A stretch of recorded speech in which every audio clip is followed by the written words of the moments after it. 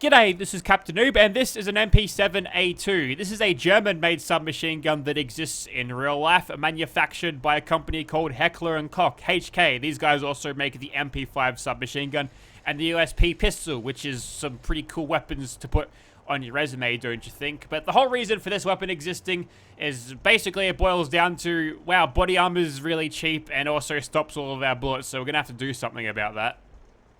Note the ammunition this thing is currently loaded with. This weapon mod comes with this ammunition for it to exclusively use. You can craft it on a workbench, but we'll get onto that later. But this is firing the 4.6 by 30mm cartridges, and it's an armor-piercing cartridge because the surface area of it is very small, so it just rips a hole straight through the soft body armor, and it's fired at pretty high velocity as well. And since they're so small, it also allows for high ammo capacity, so you know it's going to be a lot more effective against your softer body armors than your big fat 45 cal bullets, which will just get eaten up by it. So hopefully there's some element of armor penetration to, you know, go in with these rounds, but I don't think that's going to be happening.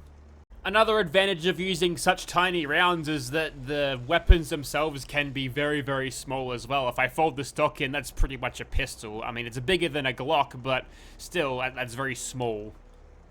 The MP7 went into production in the year 2001, which makes it more moderner than most of the weapons we find on the channel, but the A2 variant is basically an improved version. It's the A1, but instead of the built-in foregrip, they've got a Picatinny rail, which you can use to pick whatever foregrip you want instead of the one that is usually built into this thing, and that is reflected by the attachments, but we'll cross that bridge when we get to it. We'll first start off with the receivers for the attachments, and if we go all the way down to advanced automatic, that gives us 172 damage with a half-decent fire rate and 2700 DPS.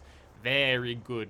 That's going to be very strong. But you might notice here, the range on this thing is only 11, so we're going to have to adjust that. And one of the biggest range improvements I've ever seen for a mod is here, because this improved barrel will give you 155 range, whereas the standard gives you nothing. Like, that's less than suppressed two-shot shotgun range sort of areas, so that's bad. Put on an improved barrel, it doesn't actually change the look on this thing, but if you do that, you're going to be actually doing damage over range rather than at point blank. Like, honestly, at that stage with 11 range, you may as well be using a combat knife because you've got the same range with its effective damage. Next, you've got the stocks. You can fold it if you want, more compact, and it says mostly suitable for screenshots, though nobody forbids you to play with it either, with this weird suggestive raised eyebrow emoticon thing. Let's just keep it out for now because it's immersive this way. Next, we'll go for the magazines, and we can extend the capacity out to 40 rounds. Honestly, MP7s look better when they've got a big magazine hanging out the bottom, so that's cool. Next, we've got the sights. You can have standard iron sights. You can have ACOGs if you're feeling frisky. There's also options for many different versions of these aim point micros and a couple of other reflex sights, which we've seen on many occasions. I think I saw some sort of EOTech thingy here, so yes, we'll throw that one on because I like it. But yes, the thing goes on. Actually, hang on a second. That's an MRS. That's way better. And these COD attachments, they've got that Walmart home brand naming conventions to them, so maybe they are like, yeah, and never mind. Moving on. Next, we've got the muzzle. You can have this flash hider, or you can have these suppressors. This one has a wrap on it. You can actually change the color of that wrap. That opens up another attachment slot for you, so sure, we'll throw that one on. We've got a legendary effect provided by legendary modification, so we'll skip over that thing. And now we can attach stuff on the right-hand side rail, which I'm gonna have to, you know, turn the submachine gun around for you to see that, but as you can tell, I've got a laser sight on there now. Great. Next, we've got the color of the right rails. If you want to color this thing in a olive color, this FDE thing, which, oh, someone said this to me. I keep forgetting. Is it flat desert earth? I don't know. Comment in the chat and tell me how wrong I am, but I think it's flat desert earth. But if you want more of an olive color, then you can make all your attachments match. But we're gonna make this thing black stealth status, if you will. And here is how you can change the grip. A few of these things give you a tooltip saying makes recoil more stable. And sure, that sounds like a good idea, making this thing as stable as possible, because it has a pretty high rate of fire, and if we can take advantage of that by hitting everything we're shooting at them, that's great. And you can change the color of your suppressor cover again. There's more FDE if you feel like it. You can also change the color of this thing like this. You can make the whole thing different, including pink, white if you're going for an Institute character. I think that's cool. The default color is this mustard thing. It don't look very pretty, so we've just started on black, but yeah, that's your default color. Not quite easy on the eyes, but next we'll move on. We've got a rail up the top, which you can use to throw on more laser sights if you feel like it. You mad bastard. Does that improve your your hip-fire accuracy even further? Perhaps, but this one is not going to be a hip-firing thing. Maybe we'll do that for a one with iron sights where we don't intend to actually use the iron sights at all, but yeah, I think you get the idea. There's a tiny little bit of customization with the laser sight as well. So right now we've got the laser sight on. You can turn it off if you feel like it, just have it there to look cool. You can have it on, but just a beam instead, or a dot instead of a beam. As you can tell, there's a little bit of a dot there. And the dot, which is the beam. These are around the wrong way, but you know, they fulfill all of the purposes that you need. So that's cool. And lastly, you've got an extraneous damage slider. If you want to push this thing even further to 339 damage per shot with a DPS of almost 5,500, then go right ahead. You ruin your own game. I like balance. Is this going to be balanced? I guess we'll see. The MP7A2 can be crafted on a chemistry workbench. Scroll down, find weapons, MP7A2, and then you can make it using these materials. You see that? Cool. And also gun nut rank 2. Also, you can make it flat dark earth and flat desert Flat desert earth. There's a little bit of tan in it, and shut up, I'm colorblind. There's a unique in this mod, and it is located right here in the Gunners Plaza interior. I don't usually go here, so I'll show it off where it is on the map so everyone may know. So you got Jamaica Plain there, you've got Fallon's apartment store, head a little bit more north, there's Diamond City, for example, so it's pretty far down. You've also got Cutler Bend, Somerville Place, and the Glowing Siege is starting around these parts. So it's down south of the map where all the swamps are. Look out for the Shreks, they'll get ya.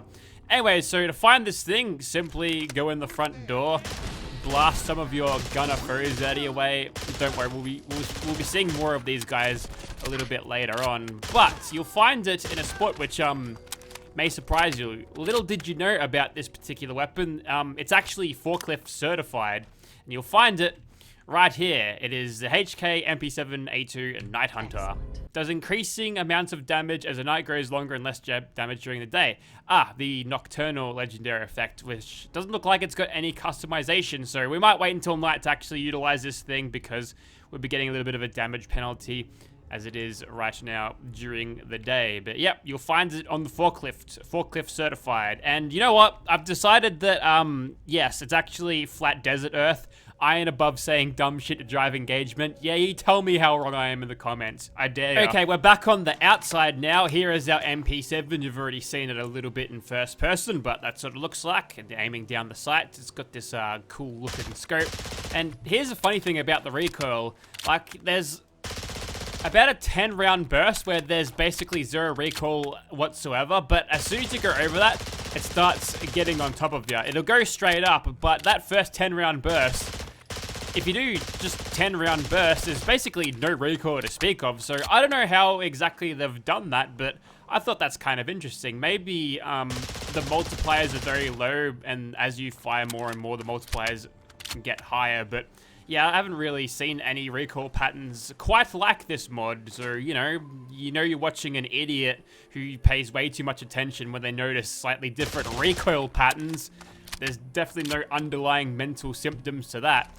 Anyway, so here is sniper status, and if we zoom in with our beautiful ACOG, you actually get a lot of zoom in. It's a see-through scope, which means if you don't like the zoom in, you can just go in third person and aim like that. But even more so, the 10 round burst reigns supreme on this, so that's really cool. Lastly, we've got our compact version, complete with 2 laser sights, and according to this, we're going to have supreme hipfire accuracy.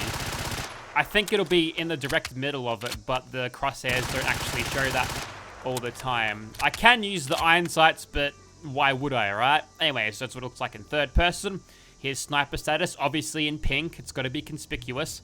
And this one, doesn't look like we actually utilize a foregrip at all. This one has the angled foregrip, and that works, but it looks like there's no proper foregrip animations, at least not for now. Oh, if you're wondering about the outfit, this one's inspired from the Goblin suit from Metal Gear Solid 5 on screen. Anyways, let's begin. And, well, we'll see what we can do. We're gonna have okay range with this thing. I've got a feeling that this is going to actually crush everything that I pointed at, so we'll see how we go. And the good thing about having such a long burst before the recoil hits you is that we don't even have to go all the way through that to actually start seeing kills with this thing. Granted, yes, we are getting sneak criticals and our damage is being quadrupled and then some. But even then, this thing is doing really well for a longer range weapon. See, the Germans, they know what they were doing with these special armor penetrating cartridges. It's a laser RCW. I'm going to keep that mod in because I think the orange laser beams are cool. Question is, how does it go in VAFs?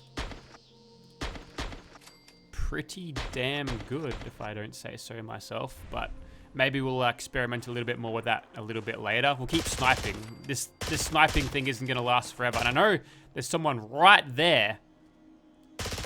Not anymore. Okay, let's take it to him now. Let's go. We utilize our version with the reflex sight. And now we're getting to the point where we're starting to see some of that recoil, that muzzle drift. Is that a thing that people say?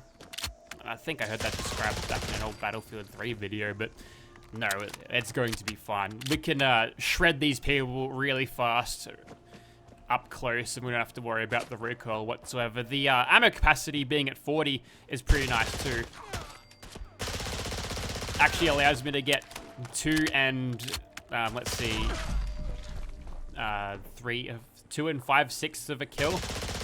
And that is with probably a lot of those bullets missing in the magazine. So, yeah, that's great. Anyways, let's go Supreme Hipfire mode now. We'll quickly run around the corner here and see what we can do.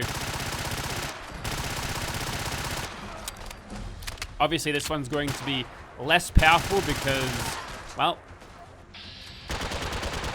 no suppressor means we're missing out on Ace Operator. And the lack of the reflex sight means that, invisible. We'll see about that. Take this. Now, let me reload. Actually disarmed you somehow. I don't know how I did that. Must have shot her in the gun or something, or made her drop it somehow, but yeah, everything's working out pretty well. We've pretty much crushed everything we've pointed this thing at, which is great. Meeting very limited resistance. I didn't put Ballistic Weave on this armor either. There was options for slots, but generally I don't do that because you just get too tanky. Unless you're like a melee weapon user and you'll struggle against, you know, being shot by 20 gunners at once, I usually don't bother. The health pool at this late stage of the game is far too big to mess around with that anyways. But even so, like, we've barely been here at all. We had that big sniper streak at the start, of course, and that definitely helped us. But yeah, that's just like bent him over the desk kind of thing. So that's good. We've just destroyed everything. And of course, it works with our classic holstered weapons, as you can tell. It'd be cool, they'd have to change it like pistol keywords, and that probably won't work as well with the allotted commando perks and all of that. But it'd be cool if you followed the stock, it'd be on your hip like a pistol would. You know, just I don't know, a reference to its small stature and its tininess, I guess. You could look a big iron on your hip. That's a meme, isn't it? Now we can fight the Swan and also this prick in here. Where is he? There he is. And I suppose now we'll start using VAF. So we'll start off with the critical and then keep hammering the criticals away. That's exceptionally powerful, and we can just keep on shredding him until the night is finished and the day is finished. It'll be night soon, don't you worry. I'll use that cool, unique version. Anyways, let's go over to this one now. Pop that stagger pretty well, I suppose. But now we should be slightly better when our bat's efficiency. Nope. Nice try.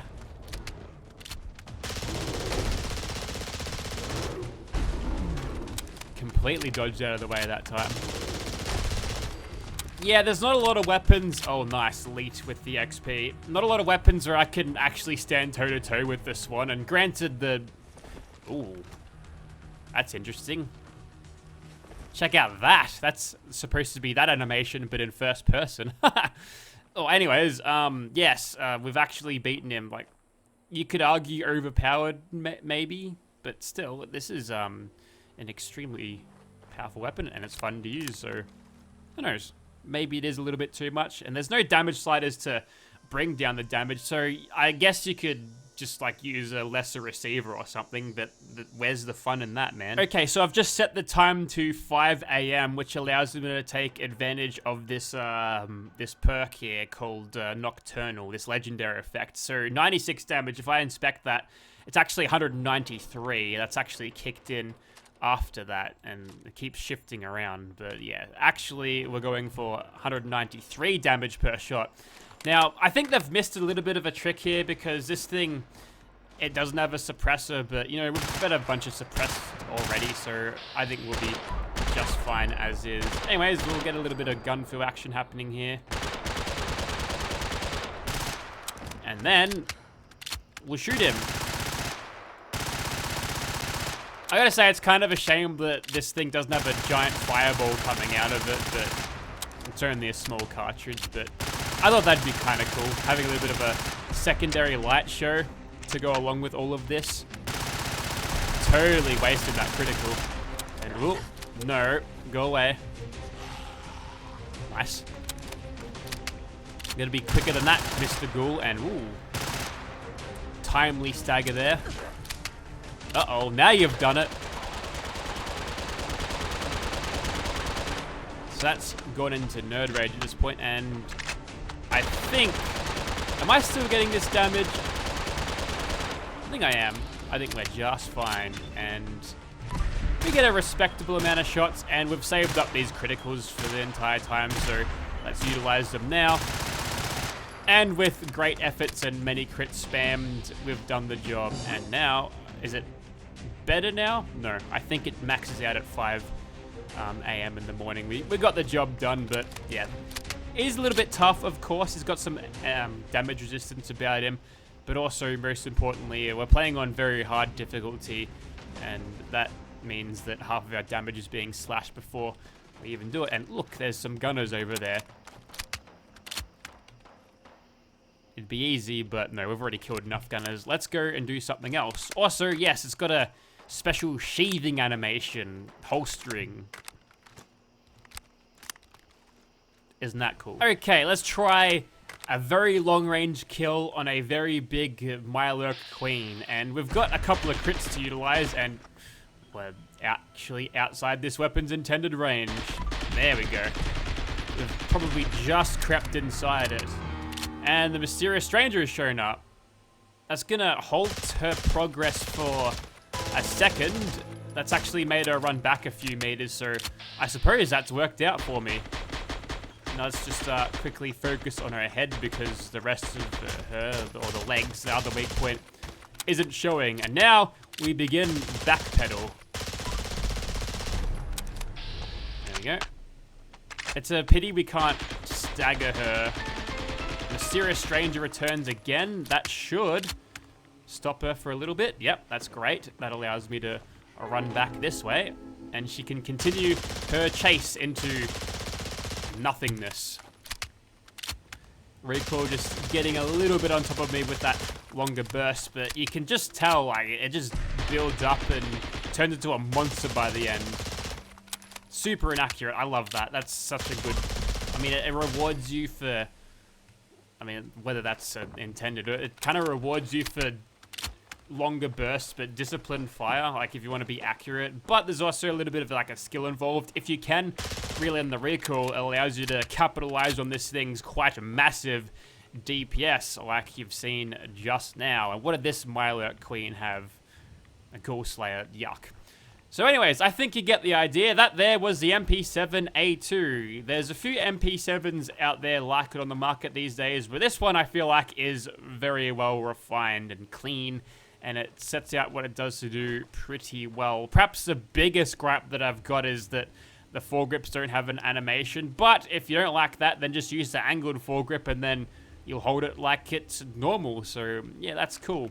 So if you want to see this weapon in your game, check out the link in the description. If I cannot find a direct Xbox port for this one, I'll be looking for an alternative to put down there. And if you've got any problems with today's outfit, well, send your complaints to Kojima, because if it's good enough for Hideo Kojima, it's good enough for me.